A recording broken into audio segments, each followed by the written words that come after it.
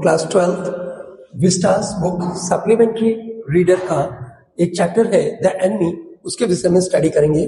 तो यहाँ पर हम आपके सामने एक लॉन्ग आंसर लेकर आ गए हैं, तो ध्यान रखिएगा, जो लॉन्ग है वही शॉर्ट है, जो शॉर्ट है वही लॉन्ग है।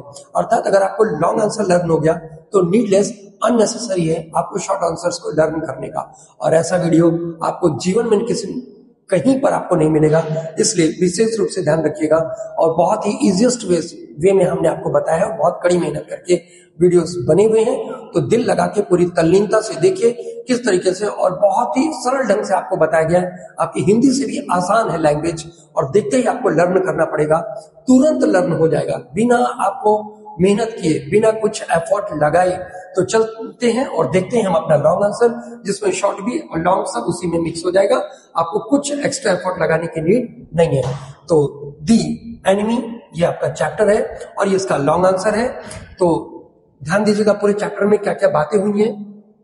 लेसन हमारा दी एनिमी, और राइटर हमारे पर्ल एस बक। तो अब ये राइटर इस कहानी में क्या होता है, चलिए हम देखते हैं। लॉन्ग आंसर को ही पढ़ते पढ़ते हम पूरे चैप्टर की समरी समझ लेंगे। Doctor Sadao was a famous Japanese surgeon and scientist. Doctor Sadao Japanese थे, जापान के थे, जो कि एक फेमस सर्जन भी थे और साइंटिस्ट भी थे, एक बहुत ही बढ़िया सर्जन और वैज्ञानिक भी थे। He was discovering a medicine, वो एक मेडिसिन का खोज कर रहे थे, which makes wounds completely clean, जो कि घाव को पूरी तरह से साफ कर देता है। वो एक ऐसे वुंड्स मतलब घाव, एक मेडिसिन का खोज कर रहे थे जिससे जो घाव होता है वो पूरी तरह से साफ हो जाता है, वैसी मेडिसिन का खोज कर रहे थे। He had studied medicine in America, उन्होंने जो सर्जरी है या मेडिसिन है उसका अध्ययन अमेरिका में जाकर किया। हाँ, जापान के हैं, लेकिन वो पढ़ने के लिए मेडिकल की पढ़ाई, मेडिसिन और सर्जरी की पढ़ाई करने के लिए अमेरिका में गए थे 22 साल की उम्र में, और 30 साल तक वो वहीं पर रहे। मतलब 8 साल तक उन्होंने अमेरिका में पढ़ाई लिखाई करी मेडिसिन और सर्जरी के बारे में। तो लिखा हुआ है ही हैड स्टडीड मेडिसिन, उन्होंने मेडिसिन का अध्ययन किया था अमेरिका में। एंड लेटर मतलब होता है बाद में, रिटर्न टू जापान, और वापस जापान लौटकर चले आए थे, दोबारा जापान लौटकर चले आए थे। अब जापान में इनका घर कहां पे था? His house was situated on the Japanese coast means समुद्र तट के किनारे पर इनका घर था, नियर द ओशन, समुद्र के पास, where he lived with his wife Hannah, जहां पर वो अपनी बीवी हाना के साथ रहते थे। हाना भी अमेरिका में ही थी, जो कि एक प्रोफेसर के यहाँ इनकी मुलाकात हुई थी, और फिर अपने पापा की परमिशन से वो उससे शादी कर लेते हैं। किससे? हाना से। एंड देयर चिल्ड्रन, और अपने बच्चों के साथ जापान में कहाँ रहते थे? जापानीज कोस्ट पर, जो कि नियर द ओशन, समुद्र के पास जापानीज कोस्ट था, वहीं पर ये रहा करते थे अपनी वाइफ और अपने बच्चों के साथ। और बच्चे कितने थे? 2। कितने बच्चे थे? 2 बच्चे थे।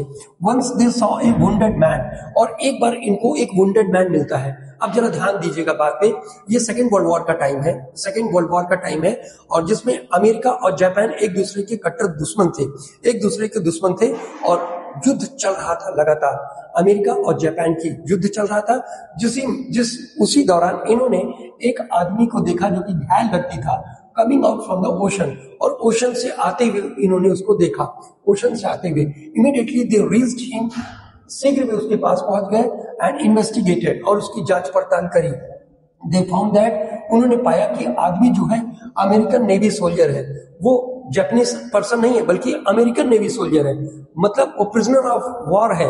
प्रिजनर ऑफ वॉर मतलब युद्धबंदी मतलब ड्यूरिंग द वॉर, जब कोई पर्सन किसी एनिमी कंट्री में चला आता है, युद्ध के दौरान जब कोई इंसान किसी दुश्मन देश में चला आता है तो उसको प्रिजनर ऑफ वॉर कहते हैं। तो वो जापानीज सोल्जर नहीं है, वो अमेरिकन सोल्जर है। जब उसका आइडेंटिफिकेशन किया गया, इन्वेस्टिगेट किया गया, तो रिकॉग्नाइज किया डॉक्टर साहब ने, आइडेंटिफाई किया डॉक्टर साहब ने, उनको पता चला कि वो आदमी जो है अमेरिकन नेवी सोल्जर है।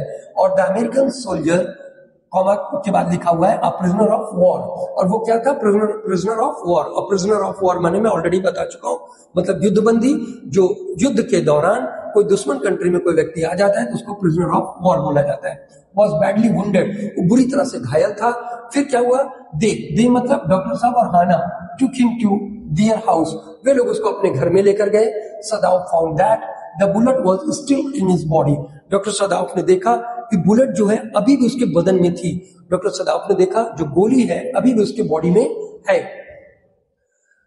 At one side, एक तरफ when all the servants of Dr. Sadaf refused to help the injured man, एक तरफ सभी नौकरों ने मना कर दिया, इनकार कर दिया, रिफ्यूज कर दिया, डिनाई कर दिया, अवॉइड कर दिया कि हम इस इंजर्ड वुंडेड मैन की हेल्प नहीं करेंगे because he belong to the enemy country, क्योंकि ये दुश्मन देश से बिलोंग करता है। और वो नौकर डर भी रहे थे और प्लस वो दुश्मन देश का आदमी था, सोल्जर था, इसलिए सभी लोगों ने इनकार कर दिया और घर भी छोड़कर चले गए नौकर। एट दैट टाइम, उस समय दे मतलब हाना प्लस डॉक्टर साहब हेल्प द वुंडेड मैन, उन्होंने घायल व्यक्ति की मदद करी एंड सेव्ड हिज लाइफ, और उसके जीवन को बचा लिया। A cruel general of Japan, एक क्रूएल जनरल था जो जापान का था जिसका नाम तकीमा था। अब आप कहेंगे ये क्रूएल जनरल तकीमा कैसे, क्या बात है? तो ध्यान दीजिएगा, जब युद्ध चल रहा था सारे डॉक्टर्स को सैनिकों के साथ भेज दिया गया था। जापान के सारे जितने भी डॉक्टर्स थे, वो जो सोल्जर्स लड़ाई पे थे उनके साथ डॉक्टर्स को भेज दिया गया था। डॉक्टर सदाफ को रोका गया था क्योंकि था तकीमा, उसकी तबीयत बहुत ज्यादा खराब थी, तो ये उसका ट्रीटमेंट कर रहे थे, इसलिए ये जनरल के पास ही थे। डॉक्टर सदाफ तकीमा जनरल के पास ही थे। तो तकीमा को जब ये बात पता चली उस सोल्जर के बारे में, the general was suffering from illness. अब हमने आपको बता दिया कि जनरल पीड़ित था बीमारी से and depend on doctor Sadaf for his treatment, और वो ट्रीटमेंट के लिए बहुत अच्छे डॉक्टर थे डॉक्टर सदाफ, इसलिए जनरल का ट्रीटमेंट कर रहे थे। He did not want to lose his best surgeon, और उस सर्जन को वो खोना नहीं चाहते थे, उस सर्जन को खोना नहीं चाहते थे। किसको? डॉक्टर सदाफ को। कौन? जनरल। वो तो कुछ भी कर देते, जब इनको पता चला कि इन्होंने प्रिजनर ऑफ वॉर को अपने घर में रखा तो उसको अरेस्ट करवा सकते थे, लेकिन वो सेल्फिश पर्सन था, क्रूएल था, सेल्फिश था, ये आप जान लो। मतलब जनरल कैसे था? सेल्फिश था, लेकिन अपनी बीमारी की वजह से कि हम इतना अच्छा डॉक्टर खो देंगे, उसने उसको अरेस्ट नहीं करवाया। तो जनरल, फिर से रिपीट कर दे रहे हैं, वो पीड़ित था इलनेस से और पूरी तरह से डिपेंड था डॉक्टर सदाफ पर अपने ट्रीटमेंट के लिए। he did not want to lose his best surgeon, अपने सर्जन को खोना नहीं चाहता था। फिर उसने क्या किया? उसने कहा कि आप क्या करें? तो उसने कहा कि आप परेशान ना रहो, आपने उसको ठीक ट्रीटमेंट किया, ठीक कर दिया उस प्रिजनर ऑफ वॉर को, मैं कुछ किलर्स या मर्डरर्स को भेजकर उसकी डेथ करवा दे रहा हूं, आप परेशान ना होइएगा और आप भी सेफ रहेंगे। तो उसने प्लान किया, उस जनरल ने, टू किल दिस सोल्जर, इस सोल्जर को मारने का प्लान किया। बट ड्यू टू इलनेस, लेकिन अपनी गंभीर बीमारी के कारण ही फॉरगॉट अबाउट इट, वो उसके बारे में भूल गया। सो सदाफ अरेंज्ड अ बोट, उसकी बीमारी, अपनी बीमारी की वजह से उसको मारने के लिए मर्डरर्स को भेजने भूल गया, भेजने के लिए। तो बाद में सदाफ ने क्या किया? व्यवस्था की, boat, food, water and extra clothing plus flash light का भी अरेंज किया।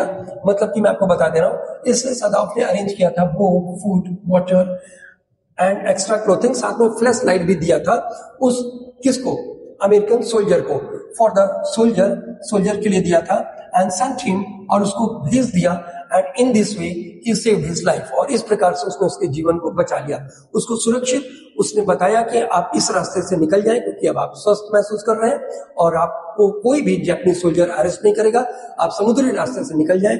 उसका पूरा अरेंजमेंट करके वो उसको वहां से भेज देता है। तो अब कहानी में पूरा कहानी पढ़ने के बाद अब हमको मैसेज क्या मिलता है? After explaining the above lines we can say, ऊपर की पंक्तियों की व्याख्या करने के बाद हम कह सकते हैं, क्या कह सकते हैं?